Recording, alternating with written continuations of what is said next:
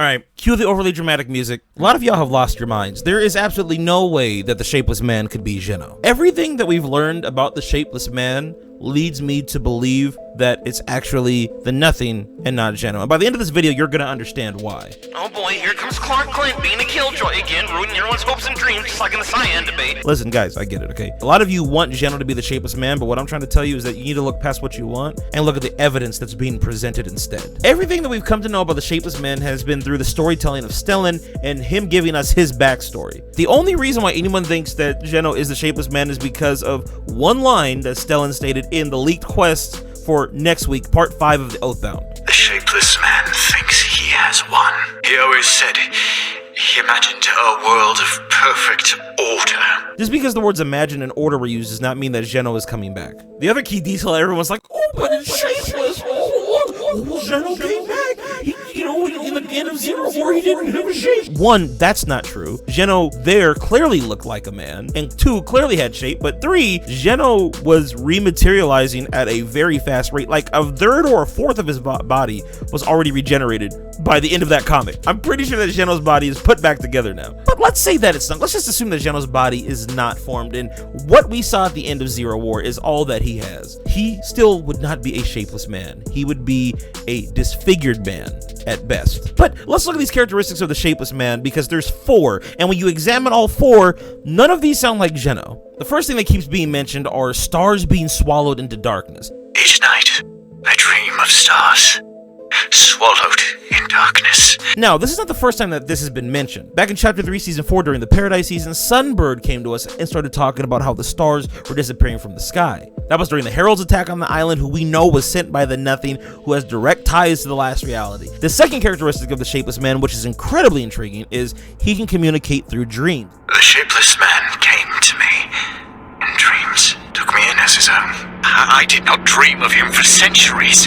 Your refined kinetic ore returned him to me. Where have we seen this before? The first example I can think of would be something like Bites, how the Nothing was talking to him through the TV, but more specifically and more online with what happened to Stellan is Raz. He was being directed by an entity that was talking to him through the Spire, like the Spire was calling him. We know the Spire was a product of the last reality because it had all the runes on it, and it was a hardened version, looks like, of the liquefied chrome. And on Raz's body, he's got all those runes and symbols on hardened liquefied chrome. It's like the Fortnite storyline is screaming out to you, hey, these are examples of things that the Nothing has done in the past, and the Shapeless Man is doing the exact same thing that the Nothing has done in the past. Also, let me ask you this question. When has Geno ever been able to communicate to people through dreams? Oh, but Clark, maybe this is a power that Geno has that we didn't know about. Okay, right. The point is, the ability to communicate to people through dreams is not something that Geno has ever been proven to be able to do. The third trait or characteristic of the Shapeless Man is his extensive knowledge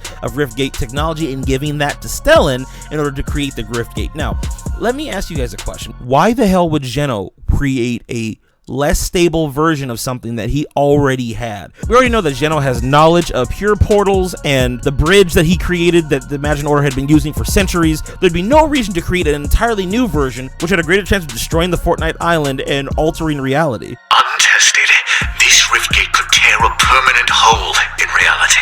Also, think of this. Amy got a hold of the blueprints for the Riftgate. When she created her own mini Riftgate, she sent test subjects through, and when those subjects came back, they were corrupted. Who has the ability to corrupt beings? Oh, well, weird. The Nothing, the last reality, the cubes, the chrome. Sounds a little familiar, doesn't it? But here's a more poignant point. The whole reason why Amy herself wants to go to the Riftgate is because she's trying to save the scientist and arguably the rest of the 7. Who was it that captured the 7 in Fortnite Chapter 3 Season 4? Was it Geno? No, it was the Nothing, or the last reality. So think of it like this. We have a portal that was given to us by the Shapeless Man, and when things went through that portal and came back, they came corrupted and spoke about the 7 members that went missing and how they're being tortured. Who else could it be other than a member of the last reality, or more specifically, the Nothing? Finally, this last one, and I don't even think this is the most important, but the last one is this entity, the Shapeless Man, is not worried about the Fortnite island being ripped apart. He doesn't must not care if opening the gate rends the island in two. When has Geno ever been okay with the island being completely ripped apart and destroyed? The worst thing that the Imagined Order ever wanted to do was to wipe the island clean of the people that lived on it, but not the island itself. One of the biggest plot points in the whole tension between the Imagined Order and the Seven was their difference in opinion on how the 0 point should be treated. The Imagined Order believed the 0 point should be contained, and the Seven thought that it should be freed. The Imagined Order never wanted the 0 point to be exposed, and until Chapter 3 Season 4, we didn't really know why. In hindsight, we now understand that it's probably because the Nothing wants to get his hands on it, and Geno probably understands this. Dr. Sloan, I would argue, probably understands this. But the Shapeless Man could care less if the Fortnite island gets ripped apart or not. And why is that? Because if the island gets ripped up, then he would now have access to the 0 point.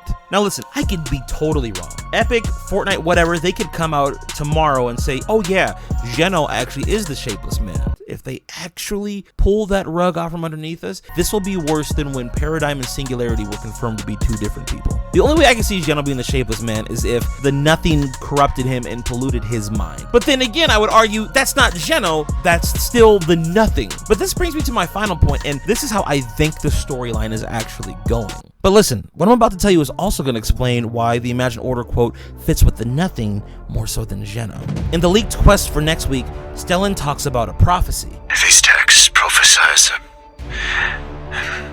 a beautiful monster enabled by the hubris of a champion. They say nothing of what comes next.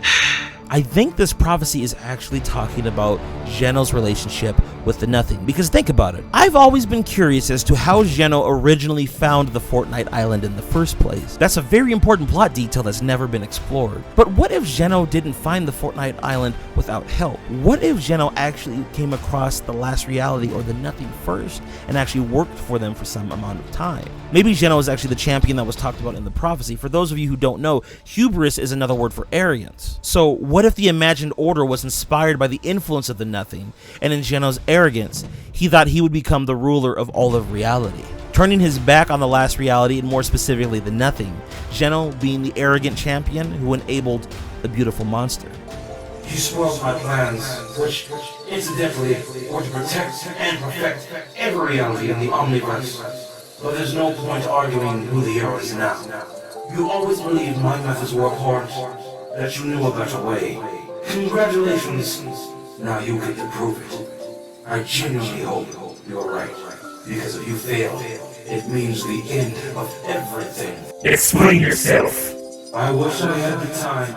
Listen, I've given you guys a lot to think about, so why don't you tell me how you're feeling down in the comment section below. Do you still believe that the Shapeless Man is Geno, or are you convinced that the Shapeless Man more aligns up with the Nothing? Also, next week on Tuesday at 5 p.m. Eastern Time, we're going to be going over the last set of Oathbound Quests together live on the YouTube channel, so make sure to be there. And until then, why don't you check out this video right here. This is actually the debate I had with Scion on why I believe the Fortnite storyline is actually pretty bad. And listen, I know a lot of y'all are gonna be triggered, but just check out the video. I think you'll enjoy it.